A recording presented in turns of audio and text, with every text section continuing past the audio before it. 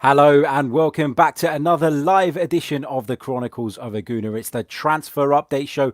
Lots to discuss, but this time we're going to be talking a little bit more about some of the players that we currently have on our books rather than those that we are going after. There's going to be some Ozil talk, some Lacazette talk. We're going to be discussing Rob Holding. We're going to be talking about some of the players that Arsenal are also being linked with bringing in the door. All of that and plenty more on today's show.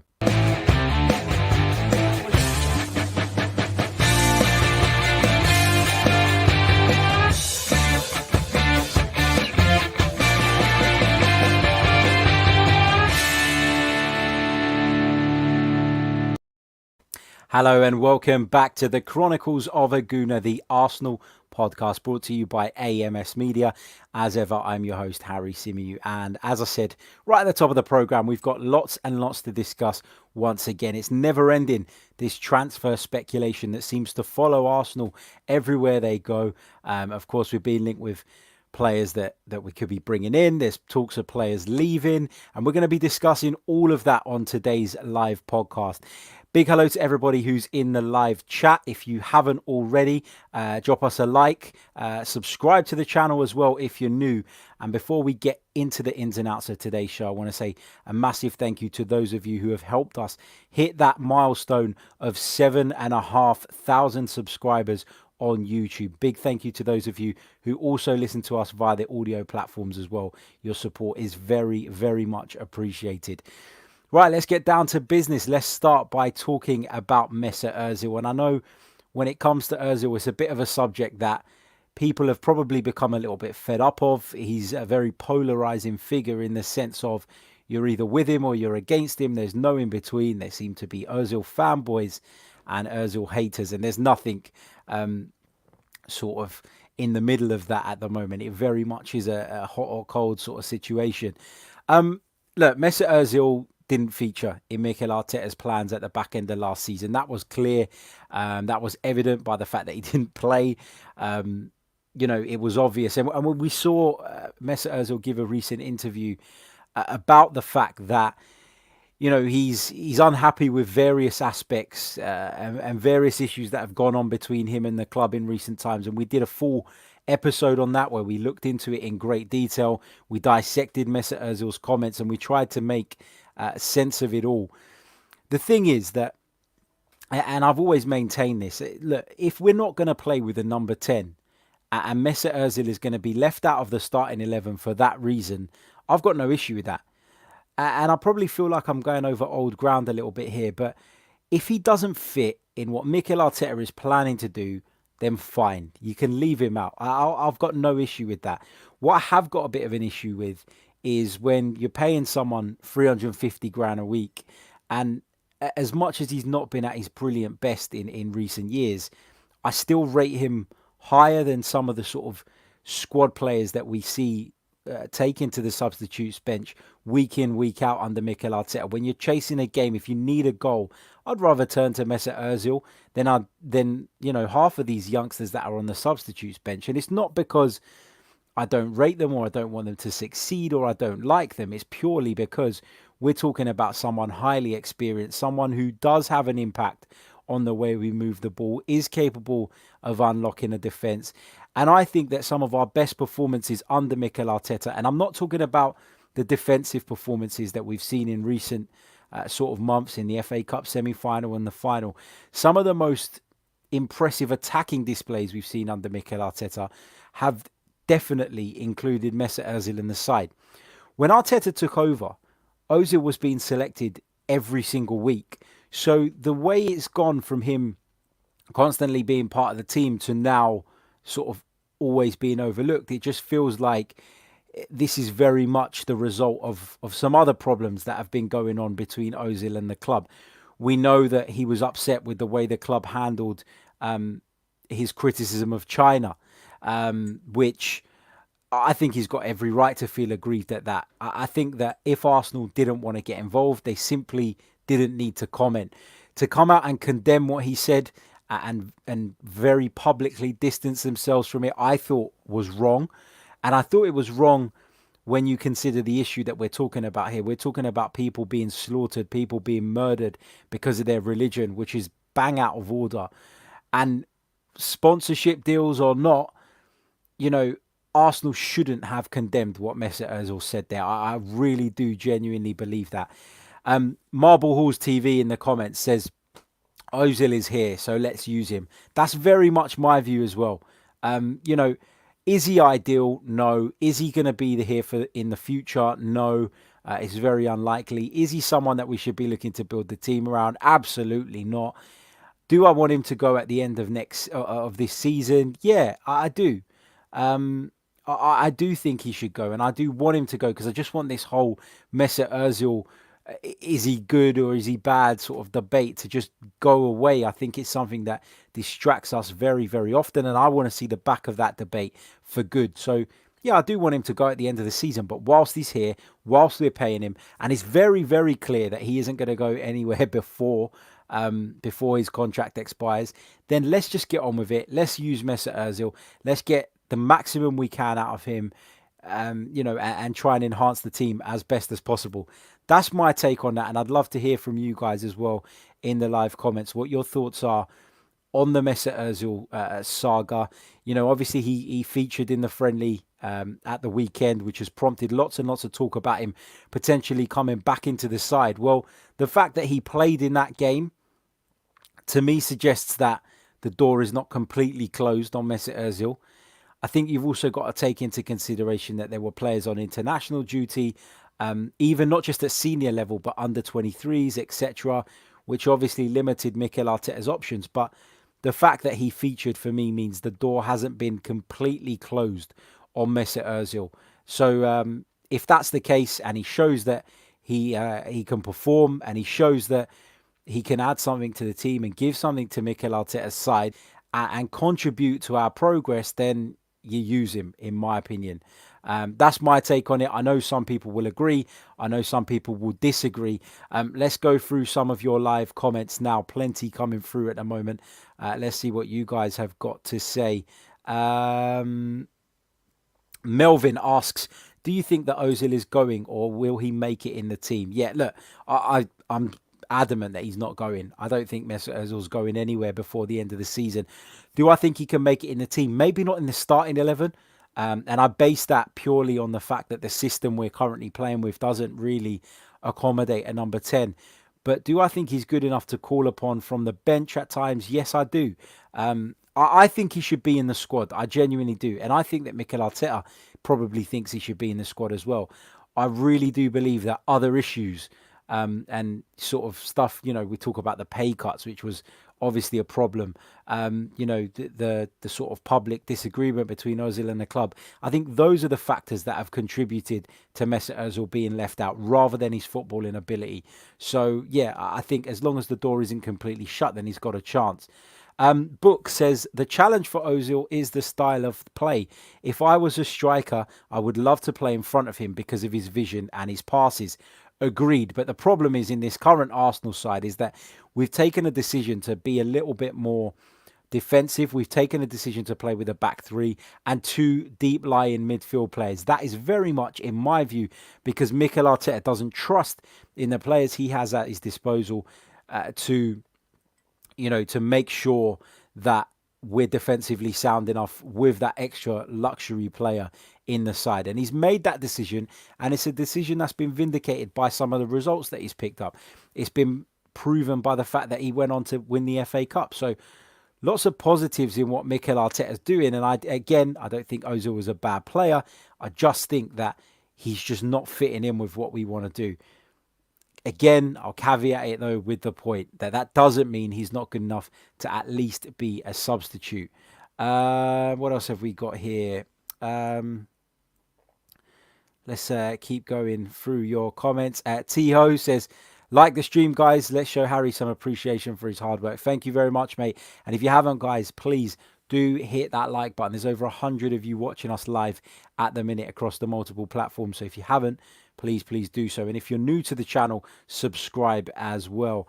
Barry says, no, he's had his chances, and I'm sorry, it's time to give someone else the chances that he's had. What else have we got here? We're going to come on to talk about Lacazette in a minute, because I can see a lot of your comments are Lacazette related, obviously going by the title. So we'll come back to those in a minute.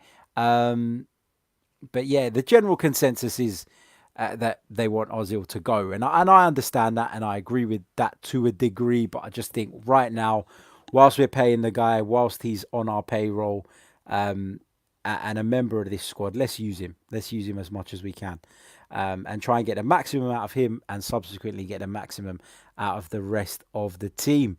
Moving on, let's talk a little bit about Alexandre Lacazette. Now, there have been talks that, or rumours that Lacazette is seeking a chat with Mikel Arteta about his future. Clearly, he's not completely happy with the role that he's got at the moment. We know that since Eddie Nketiah came back onto the scene, Mesut Ozil, Alexandre Lacazette hasn't always been a guaranteed starter. Obviously, Mikel Arteta's decision was made easier by the fact that Nketiah picked up a suspension at the back end of the season, and that certainly played a part. But, I mean, they give you different things, in my opinion. Lacazette is very much someone for me who can play as that traditional number 9, can play with his back to goal, will drop deep and play like a false number 9 at times as well, creating spaces in behind for others, for the likes of Aubameyang, for the likes of Pepe. You hope that one day we'll have a progressive enough midfielder to make those runs beyond as well, and that player will benefit from what Lacazette does. But Eddie Nketiah seems to give you a lot more in terms of the front press. And it completely depends for me on what type of game Arsenal are looking to play. You're looking to play on the counter-attack and put people under pressure. I think that Nketiah is probably the better option at the moment. But Lacazette is far more experienced. Lacazette is... he's a more accomplished goal scorer at the top level. I think he's better in the box in terms of being able to turn in tight spaces and get shots off on goal. I think that his relationship with Pierre-Emerick Aubameyang is massive. I think sometimes you hold on to players because they bring the best out of others, and I certainly think that Lacazette does bring the best out of Pierre-Emerick Aubameyang. There's clearly a good chemistry between those two. And so, look, he obviously wants to have talks. This is a report, I think it came from the Daily Star. A couple of other outlets were reporting it as well. But there's been a lot of discussion about this. And there's been a lot of discussion actually over the course of the summer as to whether Lacazette should be sold or not. For me, it totally depends on what kind of offer is on the table. Do I think he's irreplaceable? No. But I also think that if you sell Lacazette, you can't go into this Premier League campaign relying on Eddie Nketiah to play through the middle. Some will argue that Aubameyang could move back into that position. But I would say that Mikel Arteta probably feels that he gets more out of Aubameyang from that slightly left position, which the statistics back up. Therefore, why would he change it? If someone's going to come in with a 50, 60 million pound bid for Alexandre Lacazette, then I think you consider selling him.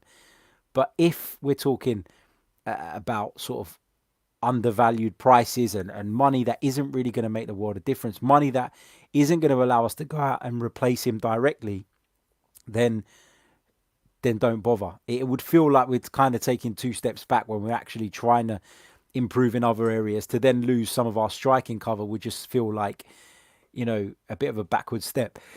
Apologies. Don't know why I got the sneezes all of a sudden. Right. So let me know your thoughts on Alexandre Lacazette as well in the live chat. We're also going to touch on a couple of other subjects as well. But this gives me the perfect opportunity to just remind you guys of how you can become a patron of the podcast. I know a lot of you have signed up in the last few days, for which I'm really, really grateful. So thank you so much. And there's going to be plenty coming your way in the next few weeks, particularly now with the Premier League season about to kick off. Just a quick reminder of how you do it. If you head over to patreon.com /the Chronicles of a Gooner, you can become a patron for just £3 a month. You'll receive access to exclusive content. You'll get priority on the fan shows, priority when putting questions to our expert guests such as Adrian Clark, for example, and you'll also get a free gift after 3 months of membership. So yeah, do check it out. It is something that we're very proud of, delighted to have so many of you on board with it as well. But as I said, patreon.com the Chronicles of a Gooner. And those are the benefits that you get. You'll be able to see those on your screen. I'll just repeat that once more. Exclusive content, priority on the Fans Show, priority when submitting questions for our experts, and a gift after 3 months of membership. So if you haven't already, head over, sign up. It is very, very much appreciated. And we hope, we're sure actually, that you won't be disappointed by the quality of the content you're going to be receiving over the coming season. Right, let's get back to some of your live comments. Lots of you back in Alexandre Lacazette. Zana says, keep Laka. He's a very top player. What else have we got here? Dahiru says, Laka is a jewel. We shouldn't lose him. Russ Morgan asks a very interesting question. He says, would you sell Lacazette to sign either Aouar or Partey? This is a tough one. I feel like, I don't know. I don't know. I feel like with Lacazette, the other thing we've got to consider is he's got a couple of years left on his contract, I think, which puts us in a position where we get into that territory of, do we sell him? Do we tie him down? And a decision has to be made. You're kind of at this crossroads point where you've got to come up with what you're going to do for the future. Is he someone that you see leading the line for Arsenal in years to come? Or is he someone that you should start making plans to move on? If you think he's someone you should make plans to move on, and you're going to do it next year because the year after it'll be in the final year of his contract, then why not? I feel like Aouar or Partey would significantly improve us in an area of the pitch that I believe is so important. Whilst I've spoken about the positives that Lacazette brings to the team, I don't by any means think that he's irreplaceable. And so if the only way we make our midfield as effective and as strong as it needs to be ahead of what's going to be a very, very important season, if the only way to do that is to move Lacazette on, then yeah, I probably would do it. I've got to be honest. Let's see what else we've got here. Glenn Cook says, I want to see Laka with a better midfield behind him. Omar says, I expect at least 20 league goals from Laka next season. He has to deliver. Stan the Man says, we sold Giroud because he couldn't take us to the next level. Yet Lacazette has never put up Giroud's numbers in a season. Not good enough. Interesting point. Really interesting point. So there is obviously fans that really would love to see us keep Alexandre Lacazette, but equally, he's another player that seemingly divides opinion, doesn't he? Because we are torn on this. Like I said, if the money is right, I would consider doing that deal. But the money has to be right, and we have to bring in a replacement. I wouldn't like to go into the season heavily relying on Eddie Nketiah and unsettling Aubameyang from a position which in recent months he's really flourished in. So yeah, that's kind of my take on that. Let's talk a little bit about Rob Holding, who it seemed last weekend was about to join Newcastle United on loan. However, there has been no movement on that just yet. There are some reports that say that Arsenal was stalling on the decision, and there are others that are saying that Newcastle are now considering looking around elsewhere. I don't know what the truth is, I've got to be honest. I'm not going to sit here and pretend to be in the know on that. But for me, I think it's abundantly clear that Rob Holding isn't good enough, isn't ready. No, ready's probably the wrong term. I think he is ready in terms of experience, but in terms of, is he at the level that I want to see an Arsenal centre-half be at? Someone that will be looking at to keep in the side for years to come? No, he's not.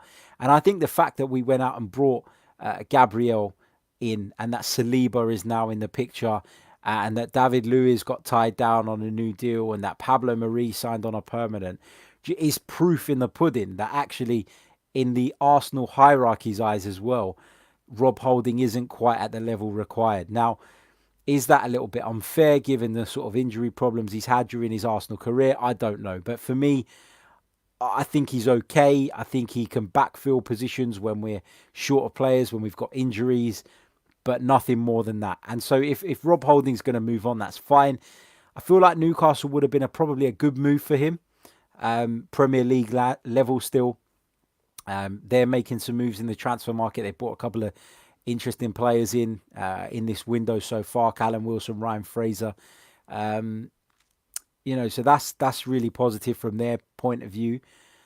But I mean, I don't know what Arsenal would be thinking about here. It's clear that we've got too many central defenders. Um, we've already bought one in this summer. We've got another one coming in who has come in, who we paid for last year in William Saliba. So taking all of that into consideration, I think that we do need to move centre halves out, at least two. Looks as though Socrates is on his way to Napoli, although that deal still hasn't been confirmed. Understand that the player is sort of umming and ahhing about making that move, which would obviously be a bit of a stumbling block.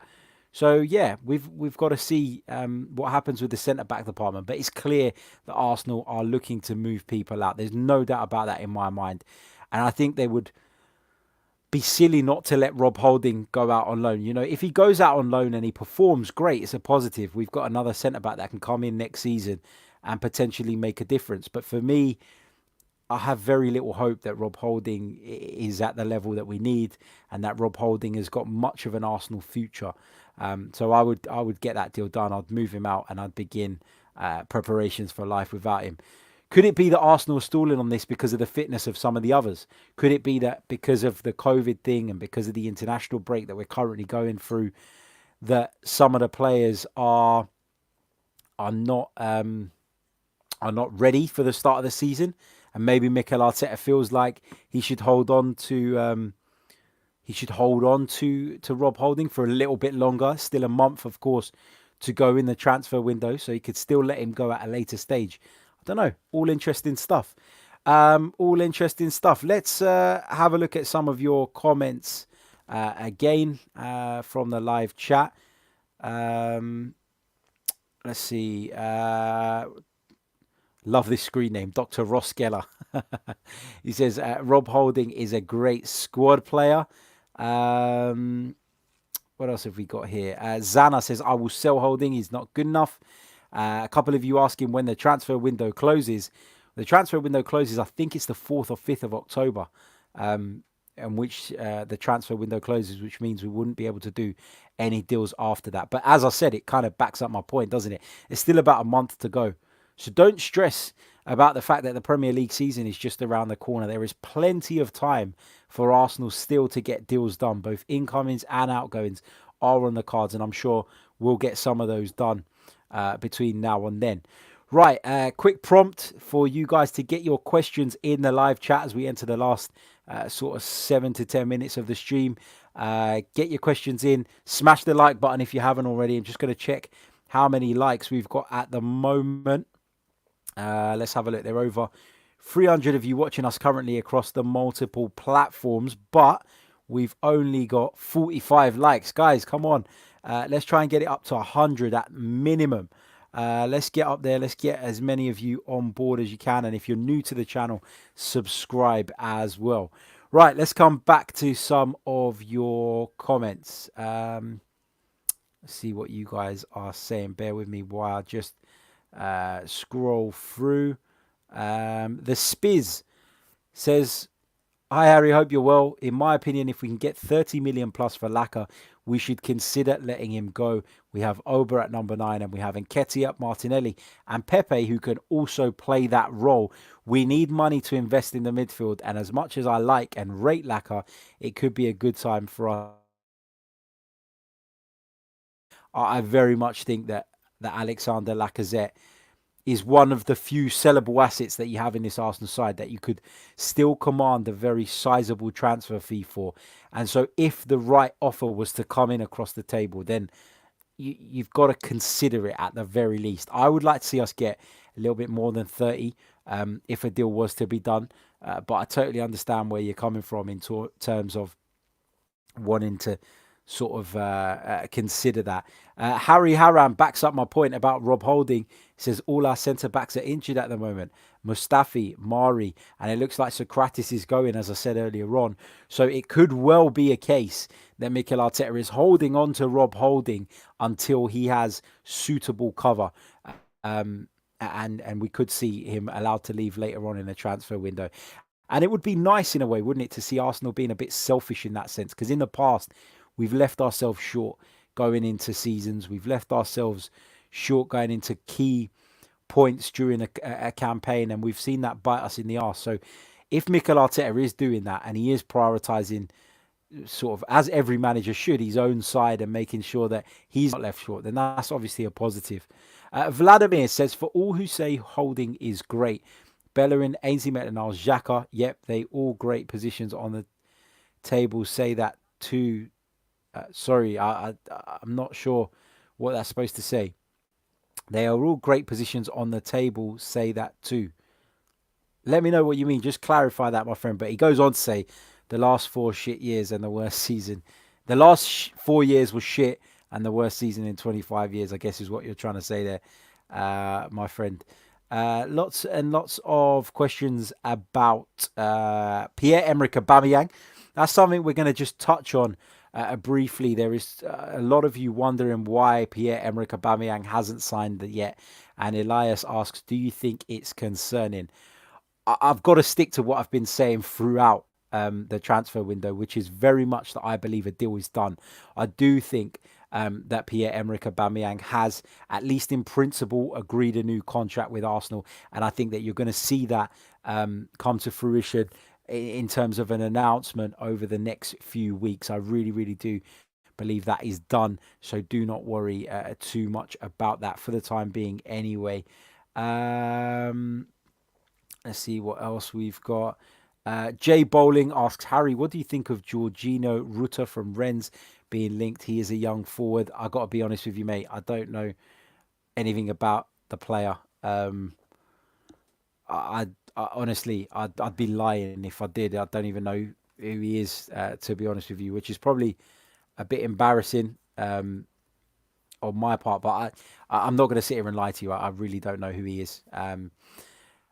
Or at least don't know enough about him to sit here and give you an opinion. But thank you very much for the question. Really, really appreciate that. Bench warmers say, why am I reading updates on Thomas as if he's almost signed?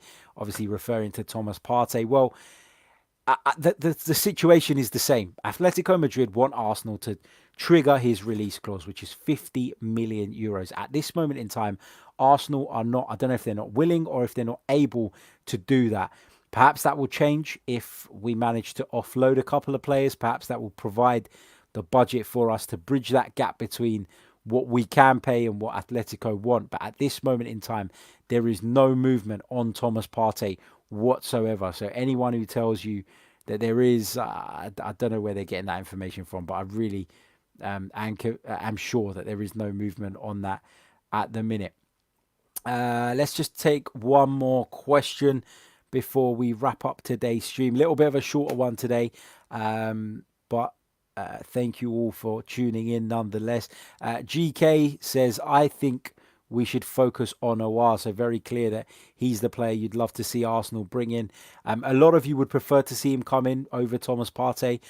I still slightly lean towards Thomas Partey just because of the physical attributes that he would add to the team that I very much feel Arsenal are missing. Right, let's check in on the likes one more time before we lock off of today's transfer update stream. Over 300 of you tuned in at the moment. So big hello to every single one of you and to those who join us later on the playback or via the audio platforms as well. Guys, just 67 likes. Let's get it up to 100 between now and the time I wrap it up. Be very, very much appreciated. Get your comments in if you're watching this later on as well. I do read all of them. I do respond to some of them, and I do check them all out on a regular basis. So please do get involved there. If you're listening via the audio, please leave us a review as well. That is really, really important. And just a quick reminder for those of you wondering what you get as a patron on the Chronicles of a Gooner. Here it is. For £3 a month, you get access to exclusive content, priority on the fan show, priority when submitting questions for our experts, and a gift after 3 months of membership. So lots for your money there. So if you do fancy supporting the show, head over to that link, sign up, and you'll get a direct message from me with more information about how you can go on and retrieve all those wonderful benefits. Right. Big thank you to every single one of you who's joined us. I hope you all have a wonderful evening, and we'll be back tomorrow with another transfer update show. We'll be bringing you some more content tomorrow as well. We'll be doing the We're the North Bank podcast as well, in association with 90 Minute. So we'll be streaming that live here. We'll also be bringing you some Premier League predictions with the Social Club team as well. So lots to come tomorrow. I think 3 streams in total throughout the course of the day and evening. So if you haven't got your notifications turned on, make sure you do so you don't miss a show. Right, until next time, take care of yourselves and stay safe as always. Cheers.